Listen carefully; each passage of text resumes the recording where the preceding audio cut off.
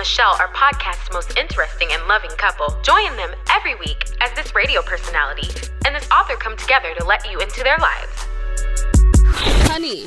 Yes, baby. A friend of mine reached out and sent us this question that I want to know your opinion about. Okay. It says, does being in a relationship with an independent woman intimidate you? Ooh.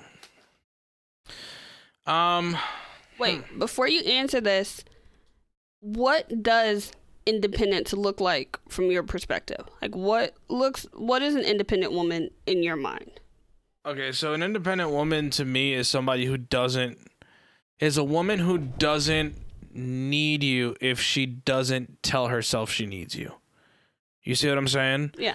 So if I was here or not, whether I was here or not, could you get the things done for yourself that you need to get done? Yeah. So I grew up with an independent woman in my life. My mom is a very independent woman.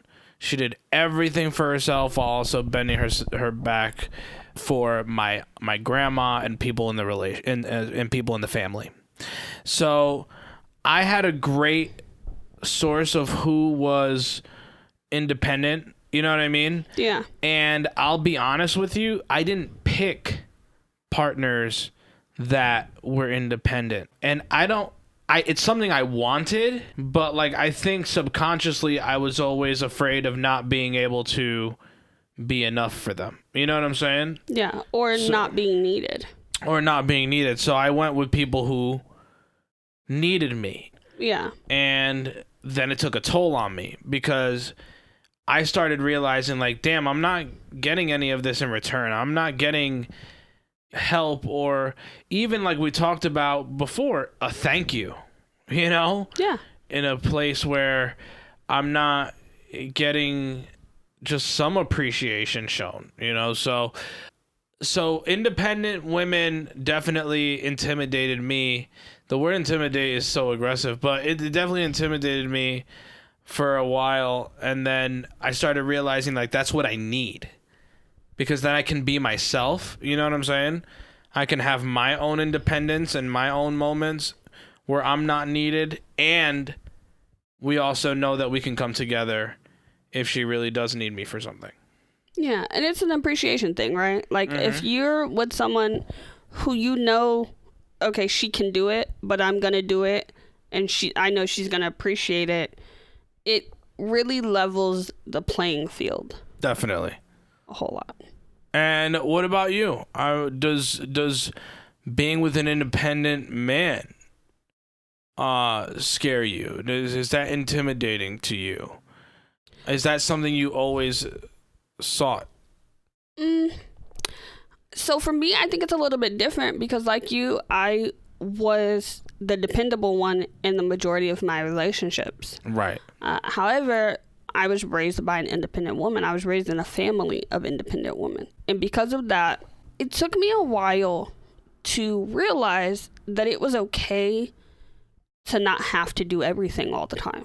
Mm-hmm. And it took me a while to realize I want a partner I can rely on. You know, I want to be able to be an alpha personality everywhere but at home. And when I started having that understanding of what kind of woman and wife and partner I wanted to be, it changed how I looked for relationships. Because I started asking myself the question of, are you willing to submit to this person? And I started asking myself that a lot within the last couple of years. Like, if I submit to you, can it be because I know that it's going to get done? Can I walk through the house without fear that something is going to fall apart if I don't take care of it? And so I want to be with a man who is independent. I want a man who has his own financial security, but I don't want a man that's too independent that he thinks I don't need you. Because then there's stuff, you know, like we talk about all the time, that doesn't just magically happen. Toilet paper doesn't just get magically brought into the house. You know, food doesn't magically appear ready and at the table. So for me, it's a give and take. Like, if I'm willing to say you're the head of household at home, are you willing to earn that spot in a way that's respectful? I think too, it goes back to, I don't understand, and the link between you being with people where you were the one providing everything, but then also being raised by an independent woman. Because for me, as a man, like men are raised to, well, in our generation, because I think things are changing now, but like men are raised to understand that you got to do everything for the woman. Down to pulling out chairs back in the day, right? Pulling out chairs, opening doors. Even now when we're getting into Ubers and stuff like that, I open your door. Yeah. Because that's just how I came up. So I always felt, too, that I always had to do more, no matter what. Well, and it was always interesting because living with my grandfather when I was young, he cooked. His second wife didn't cook.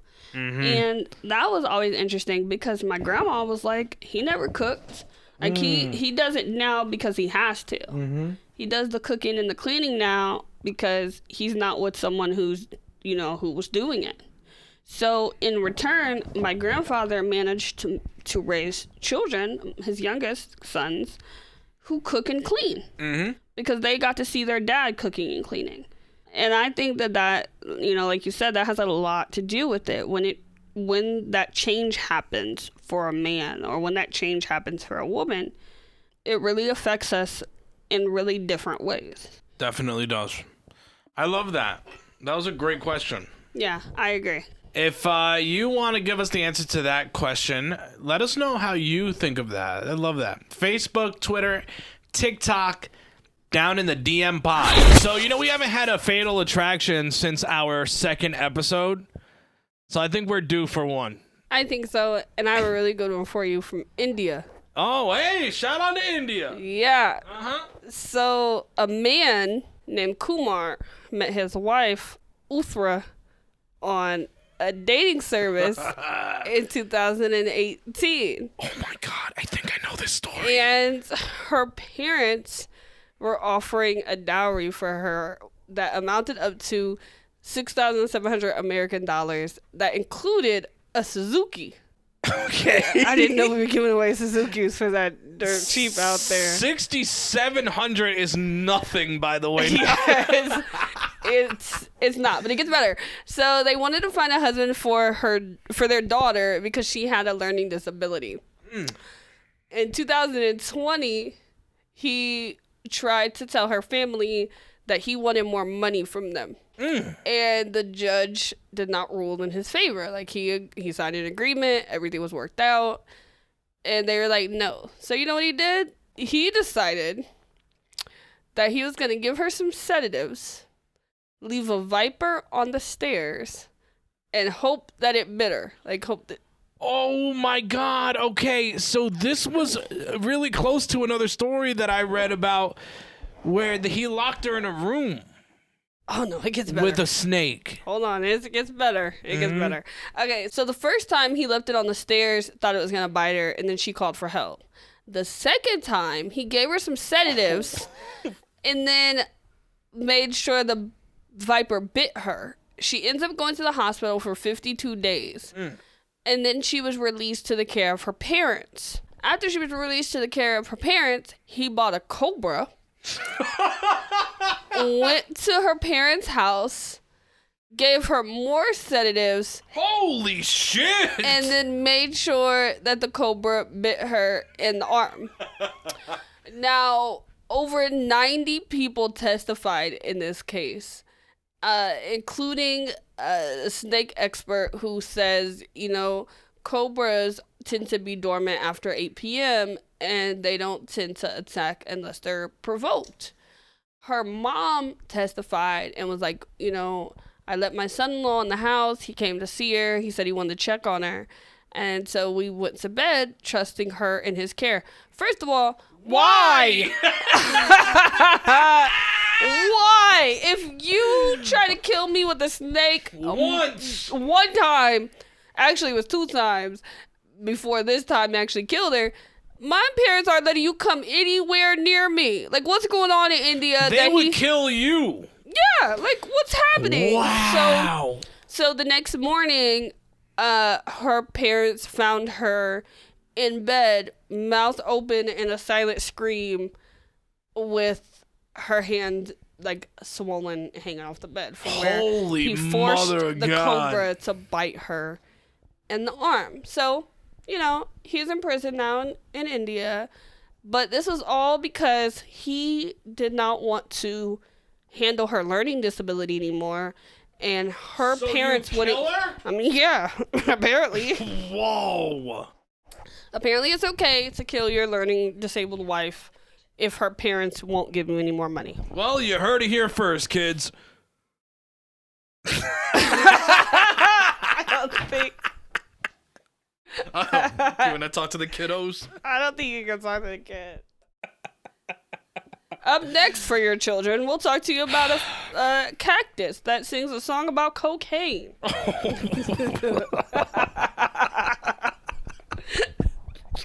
Shout out Walmart! Walmart! You can find anything there. .com. You can buy it for $26, people. I'm going to search for it now. You should. All right. Well, thank you for that story. You're welcome. I thought you had enjoyed that one. Don't release snakes on your learning disabled girlfriend. Oh, if she's not learning disabled, you can send snakes after her? Maybe she can run out, and she knows to run out. I mean, first of all, the learning disabled woman, knew to get away. He had to sedate her. She called the police the first time. Why? Well, okay, then the parents. Something should have happened to the parents. I mean, I agree. I feel like that they're co-conspirators. First of all, they sold her. Let's just call a spade a spade. They sold her for less than $7,000. They said that's all you're worth. I feel like at this point they probably were relieved. Like, whew. Okay. You couldn't deal with it either? Yeah, I get it, guy. Because her parents put up the advertisement. Oh, no. On the they were site. like, oh, come on. Yeah, they wanted someone who would take care of their daughter because they were getting old. Wow. I don't think that was the kind of take care of they were referring to. However, she's not their problem anymore either, so... And he gets money. He gets prison. Oh. Well, all that for that. Maybe he'll find love behind bars. In a hopeless place. All right, Rihanna, get your shit off. If you have any Fatal Attraction stories, send them to us with the hashtag DITDMFatal or email them to us at downinthedmpod@gmail.com. So we have some friends that are in a relationship, and I saw the guy put up a profile picture the other day. Excuse me, I'm stretching. Hold on. Oh, my goodness. He's old, ladies and gentlemen. All right, let's not do that. So I saw him put up a profile picture the other day, and if I'm not mistaken, it included his girlfriend, right? I mean, I haven't seen it yet. Okay, you haven't seen it. Yeah. And this got me to think, like, how do you feel about social media main photos, profile pictures, cover photos, including significant others? Okay, so I'm not gonna lie. I did not think about putting you in any of my main photos until after we got engaged. So when we got engaged, there's a picture that I really, really like of us. And we just look so happy. And like you can clearly see the ring. And it's a really nice photo of us as a couple. I thought about putting that as my profile picture. Now, I didn't only because currently all of my social media is pretty seamless as far as what my profile and cover photos look like. Yeah, it's to promote your book. To promote the book, yeah. So I was like, maybe later. Like maybe this is something I'll do later. Maybe it's something I'll do post-wedding. But I feel like there should be a time frame because after being with Marquise, and I remember after we broke up, Facebook had just launched that new feature where you can go in on Facebook and remove all of the stuff where you tag a specific person. Yes. So I was with him for 5 years. I had almost 500 posts over that 5-year period where he was tagged. Like, there's stuff that didn't get removed because he wasn't tagged, so it still comes up. But they were like, do you want us to, permanently delete this or just hide it? And I was like, get rid of it. And so, that included profile pictures, things like that. So then I thought about it later, like, the next time I'm in a relationship with someone, unless it's serious, I'm not changing profile pictures, cover photos, all that extra stuff, because I have girlfriends, one friend in particular, who every time she gets a new boyfriend, she changes her profile picture to match That's too much. that relationship. That's too much. So for me, it's a commitment thing. Now that we are in a place where we're truly committed, we've been together for more than 6 months, then yeah, it's come across my mind to, especially, with Christmas, like, we're going to take family photos for Christmas with Rufus, things like that. Like, it's crossed my mind to do profile pictures of us together, but it's really not necessary. Like, once, people know that we're together. I think it's too much. I think, and I'm not crapping on the people who did it. Like, have at it. If that's how you feel like you want to show off your relationship, I think it's cool. But for me, so when I was younger and I was in relationships, I really was like about that. You know what I'm saying? Like, I really went overboard with posts and I drove people nuts. You know what I'm saying?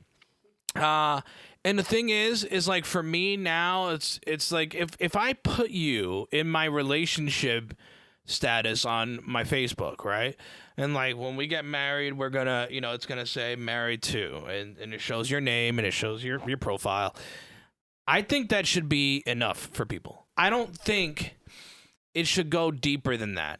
Now posting pictures, like, I don't care about posting, constantly posting pictures with you and like the family photos that we're going to take for Christmas, and like the engagement pictures were beautiful, and like just showing our happiness in photos. I'm all about putting up pictures on social media. But as far as making them your main profile picture, that when somebody goes to see your profile, I don't think that's necessary. And I also think that, like, maybe if we did it as something for our page together, down in the DM, that's different because we're promoting that. But we've got, we can be individuals on our profiles. And that's what I was going to say too, especially because things are so temporary. Like, for example, if we take a Christmas photo this weekend and it's me, you, and Rufus, Christmas photo, beautiful, whatever. At the end of December, then we got to pick a new damn photo. You know what I'm saying? Like, that was going to be the thing that I said. Even, with our wedding photo, like, if I put our wedding photo up, cool. But eventually we're going to have to change it's like, no one wants to see the wedding photo anymore. Change it. Yeah. So pick one photo of, like, at the end of the day, it's my page. Like, mine. Yes. So when they're coming to my page they need to just see me. They're looking for me. Mm-hmm. They're not looking for you. They're not looking for us. Like you said, they can go to down in the DM to find us as a couple. Or they can go down your profile and it says married to. Yeah, or it says photos. If you want to see photos of us, look at photos. Look at the photos. You can look at the photos between friends. You can look at where people have tagged you. You can, in the search, in Facebook search, if you look at, you can look someone up now and you can see all the stuff that they've been tagged in. But I really do believe it's really excessive if you're only dating for about 2 months and you're putting up profile pictures up. Yeah, that's insane. Especially if you're someone who, like my friend that I said earlier, like she's almost never single, and when she is single, it's never for long. Mm-hmm. So when you're obsessively in new relationships, then every time we look up, you're tagging a new boy. Yeah, and eventually, like, people on your Facebook just stop giving a fuck. Yeah. Because that's the reality of it. Because they're like, oh, she's with this one. It's going to change in the next couple months. Oh, I shouldn't congratulate her this time because, you know what I'm saying? Who knows if this is going to be the last? Yeah. So it's just too much. I agree. Let us know what you think about profile pictures, including your significant other. Yeah. Facebook and Twitter, TikTok. Find us there at Down in the DM Pod. And you can email us, too, your thoughts, downinthedmpod@gmail.com. It is time for TikTok Teardown. TikTok. Apparently, this is the best relationship advice we'll hear. Oh, okay. The best. I think people use that word a little too loosely nowadays. A little bit. Yeah. Tough. This is the best relationship advice you will hear in your life. When you're young, don't focus and obsess over love, dating, and relationships. Focus on your dreams, passions, your purpose, figuring out who you are, and take risks. Because you don't want to waste your youth spending time on someone who can just walk away like this. So don't do that. Your dreams are everything. All right, get your clap on. The walk was nuts. The clap. The clap was... I agree with this, but, like, I can't agree too hard because I'm a hypocrite. I really cared about that shit when I was a teenager. I mean... I gave up a lot of time for women. Yeah.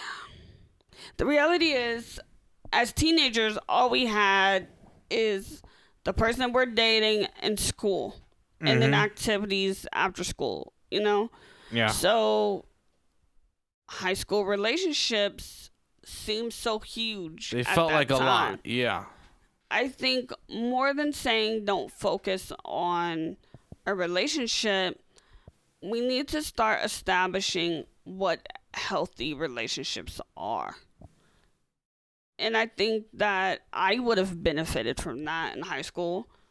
You know, having more honest conversations about what healthy looks like, so that I wasn't stumbling through bad relationships in my 20s. I learned some things in my 20s that I could have learned in high school had someone had a conversation with me. Had the right people been there, yeah. Yeah. And, you know, we need to have honest conversations about love with our kids. We need to establish first, anything before you were 18 doesn't really count. So stop holding on to that. Like, we're almost 30. Those don't matter. What do you want your love life like to look like? Like, are you poly? Are you heterosexual? Like, you a serial monogamy? You know what I'm saying? Yeah. Are you a hobosexual? I know a girl. Every time she was with a new dude, she moved in with him within like a month. Woo-hoo! And she's almost never single. And now she's like 30 on her third marriage or something. It's tough. It's really tough. People just hope so strong. They hope so strong for shit that just doesn't pan out for them. And it's not even just the hope. It's the, I don't have the energy to go through that. Yeah. Like, living with every single person I'm dating is nuts. Having babies with these people, getting married and divorced. I don't want to be a 30-year-old 3-time divorcee. That's like, I wonder if people of just a 4-year marriage. I wonder if people, who do that, who've gotten divorced 3 times, if they like try to knock them off. Sometimes they'd be like, it sounds so crazy. If they got 4, they're like, only 2. I've been divorced twice. They don't want to give the real number. It's like 4 is nuts. Well, marriage licenses are public record, so if you're smart, you'll look. Mm-hmm. But then, we end up looking at celebrities like Jennifer Lopez, and people go, ha, ha, ha, she loves love. That's why she's always engaged and getting married. But now she has preteens. Yeah. And you're setting that example for your kids. That it's okay to just be in and out. It's okay to just be hopping in and out of relationships, and if he says he's gonna marry me, so that's all I need. You're absolutely right. Look, I like this one. Me too. Good job, man. Good job, guy. Best relationship advice ever in your life, he said. In your life. Use the hashtag DITDM teardown to submit a TikTok to us. Put the link there, and we'll definitely talk about it right here on the podcast. Because it'll be the best. Around.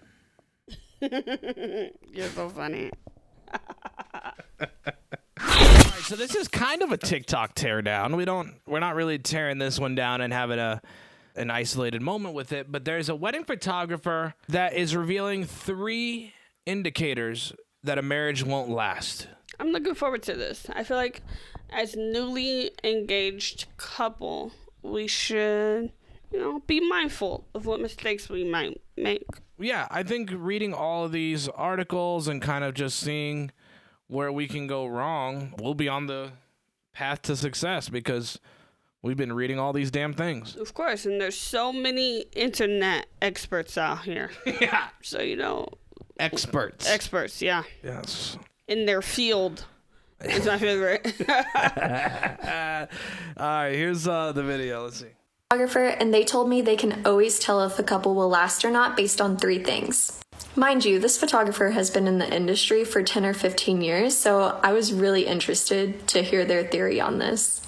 The first indicator is one of the spouses will take more than 3 family photos without the other spouse. This one kind of makes sense to me just because, you might get a few alone with your mom and dad, but to kick them out of more than 3 photos just seems a little suspicious. The second indicator is the bridesmaids or the groomsmen will avoid talking about the spouse when they're getting ready or doing toast or anything. And that's typically because they don't like them. And the last indicator is one of the spouses will spend more time with friends or family at the reception rather than their spouse. So what do you guys think? Do you think this theory holds some truth? I definitely do. I think there is some truth. Not to the first one necessarily, just because if that's how the whole night goes, we're going to have the rest of our lives to take a bunch of pictures. Yeah. So I think the first one where the family, where there are 3 or more photos without the spouse, there's more family photos. I think that's a stretch. But the second one is so true because Definitely. It happened to me. I remember we didn't really like my former friend's wife, to be at the time. And I remember the night before, I tried to stay away completely from talking about it. You know what I'm saying? Yeah. I definitely asked him, are you ready? You ready to do this tomorrow? This is it. You know what I'm saying? That kind of stuff. But I didn't really bring her up or talk about her because we never really got along. You know what I'm saying? It's just how it was. So I really can see that one. Absolutely. And I think, before you actually get married, if your friends and your partner are going to mesh. The signs are all there. And your friends, whether they say it directly or not, will do things to indicate to you bruh, she's not for you, or girl, he's not for you. So I agree with the second one, definitely.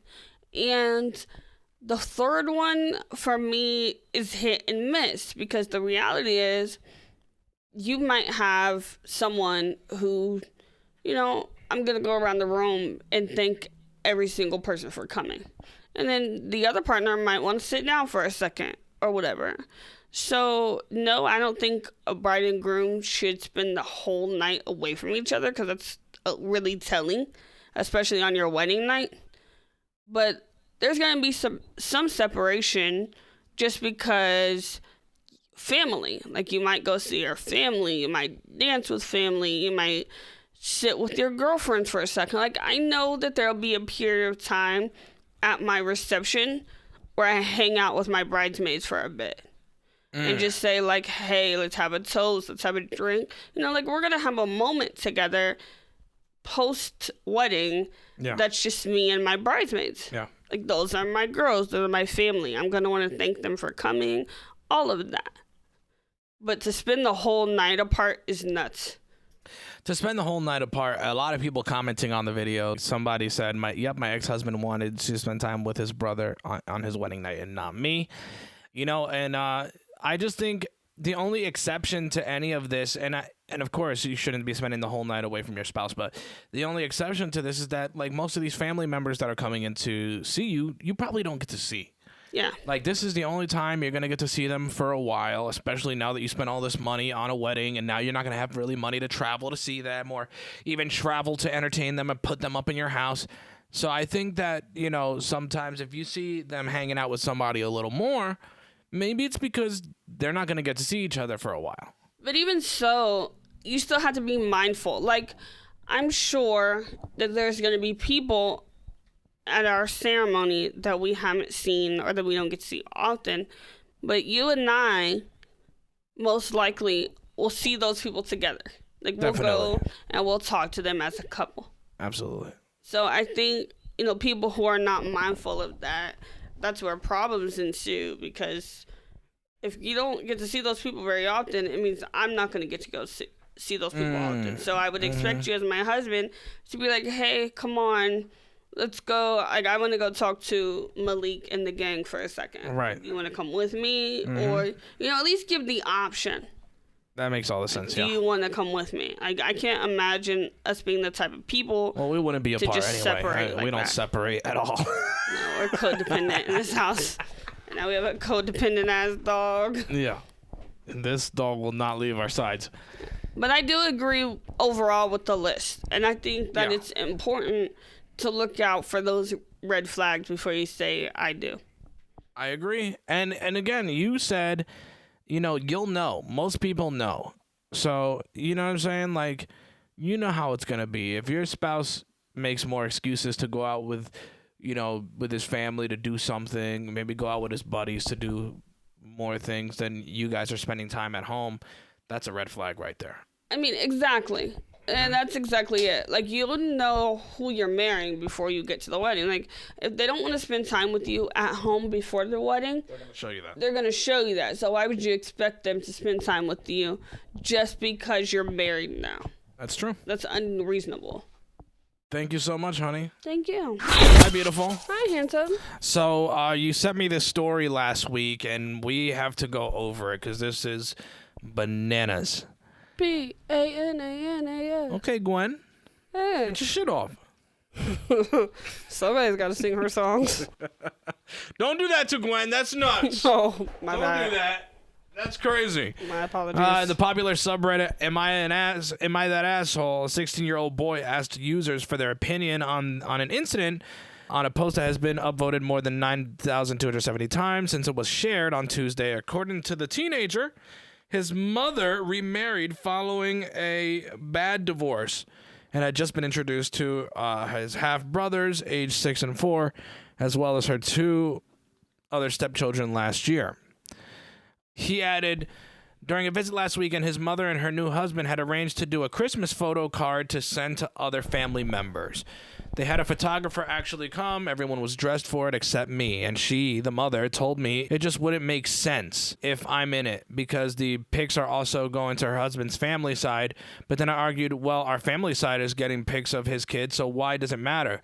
Like, she said she wanted me to be a part of their family when I started staying over last year, but now they don't want me included in their family photo. My mom told me it's not a big deal, and I just went upstairs while they did their thing. IDK, I don't know why, it just made me feel really mad, but also sad. The teen explained that his mother and father got into an argument when he came to collect him. Why did they write it like that? I don't know. They came to collect him like a debt. Visitation rights. Him, the 16-year-old, and then asked other users for their opinion on what happened. He then added that the mother is still mad about it and said that her son hurt her feelings by asking his dad to come pick him up early. Do you think he's an asshole for leaving? I'm assuming is the question, right? Yeah. And do you think the mom's an asshole for... I think it's both. I think it's, do you think he's an asshole for leaving early, and do you think the mom is an asshole for leaving her kid out of the photo? What do you think of this?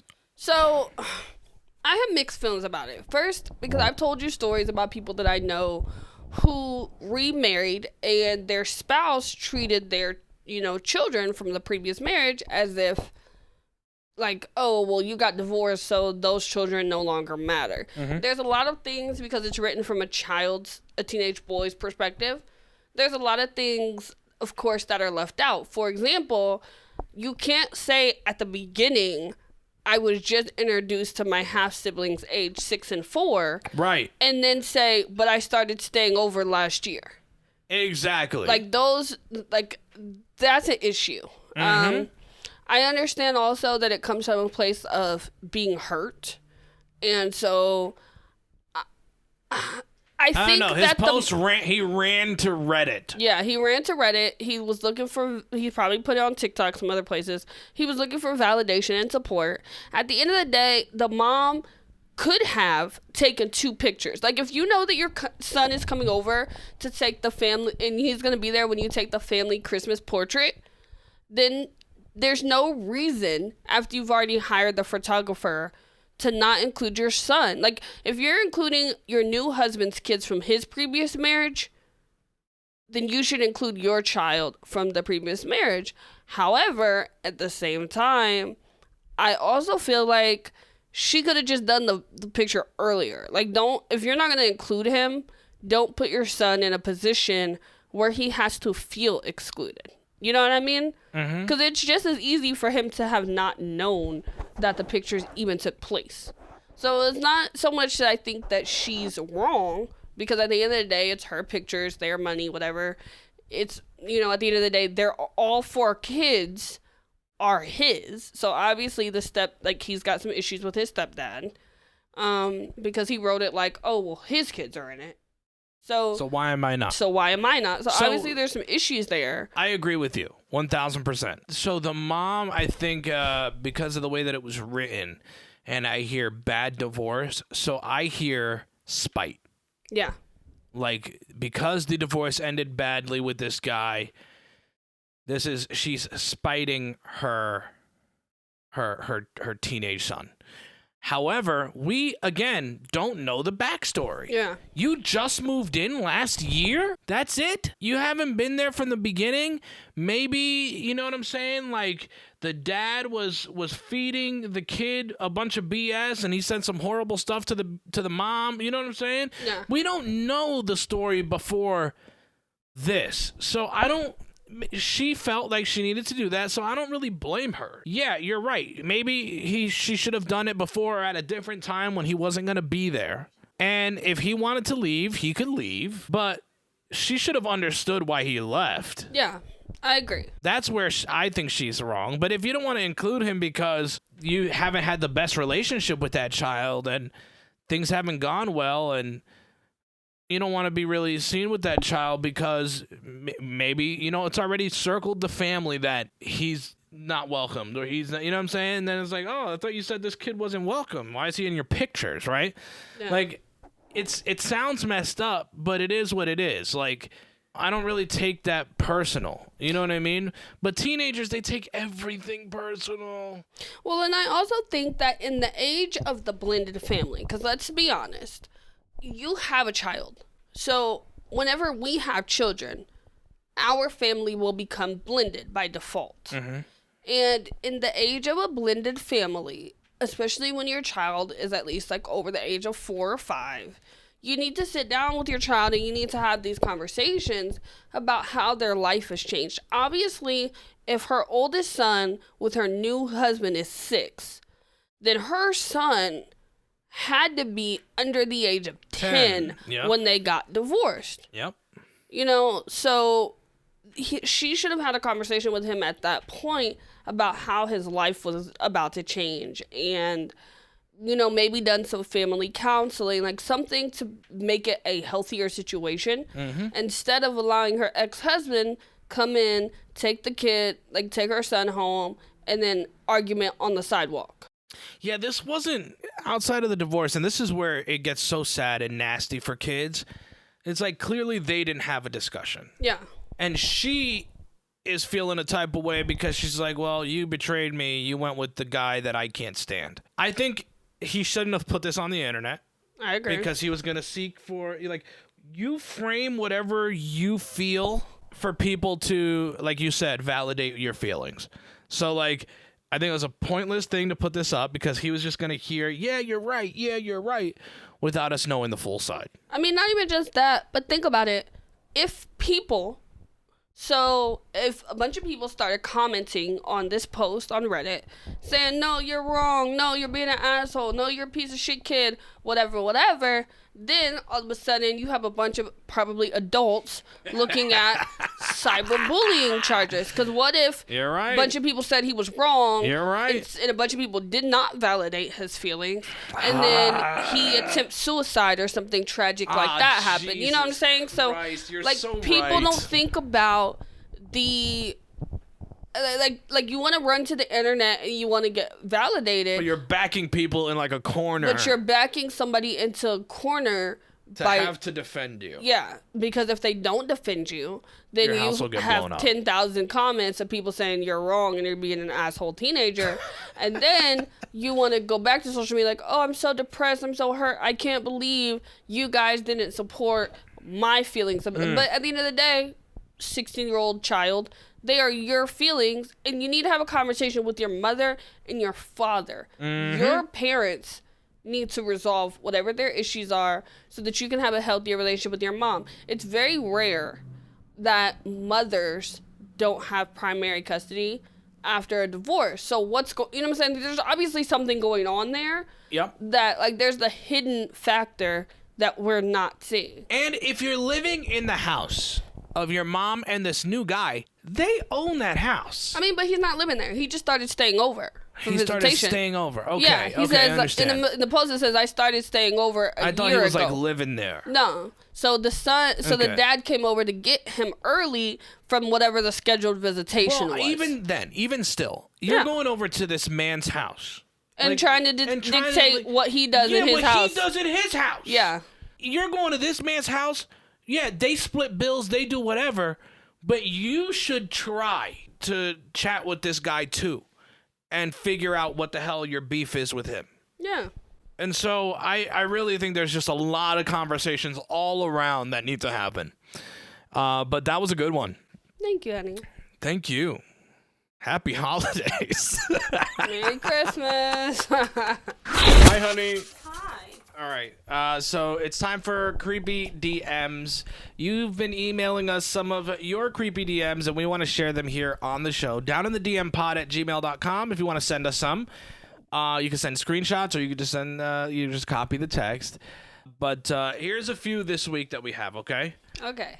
Kristen, shout out to not being able to spell and autocorrect. She says, FCUK. Whew. You've got a nice ad. What was that autocorrection supposed to be? Ass. Yeah, very good. Okay. She goes, what? Even though he corrected it, And it messed me he up. sent a 'cause- second message saying ass, fixing it, and then she goes, what? Like she still said what? I love that so much. So it messed me up really bad though, because first I'm so appalled that they misspelled a 4-letter word. But the ad part, I was like, is she on Craigslist? Like, what? I thought they got rid of the personal section. Like, I really I thought should it have was said an ad. I should have said ad with 2 D's. Yeah, like, I really was like, is she on the Craigslist personals? Oh my god, that's so good. Thank you, Kristen. Amanda sent this one in saying, nice to meet you. Then he says, yo, hi. Interested in sexting? She goes, no. Why not? Let's make babies. Woo! That escalated quick. She goes, I have a boyfriend. He goes, oof. Then I'll use condom, LOL. Oh my god. I was trying to figure out how they got from sexting to baby so quickly. To no condoms. To no condoms. To using condoms. At least, he was practicing safe sex. But you can't practice safe sex with somebody who doesn't want to have sex with you. That's facts. So there's that. And then Jasmine saying, this was a screenshot she sent to us. But please, I will come see you all the time. I just want to be with you. Please, let me. Begging you. Please, give me a chance. Please, I'll literally do anything. Can we at least talk about it? Please, please. These are all in separate messages. Please just talk to me. Now, I'll give you some backstory after I just read those to you. This was a guy who used to make fun of her in high school. He would say that she was like fat. He would talk a bunch of shit about her. And now that she lost weight and she's looking good years later, he's like begging her in her inbox to try to hang out with her. Tell me that's not creepy. I feel like James Blunt wrote this message.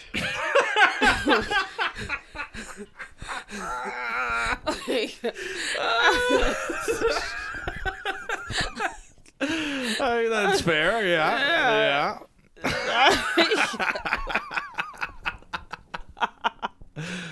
I think that's fair. Okay. All right. Okay, good. Okay.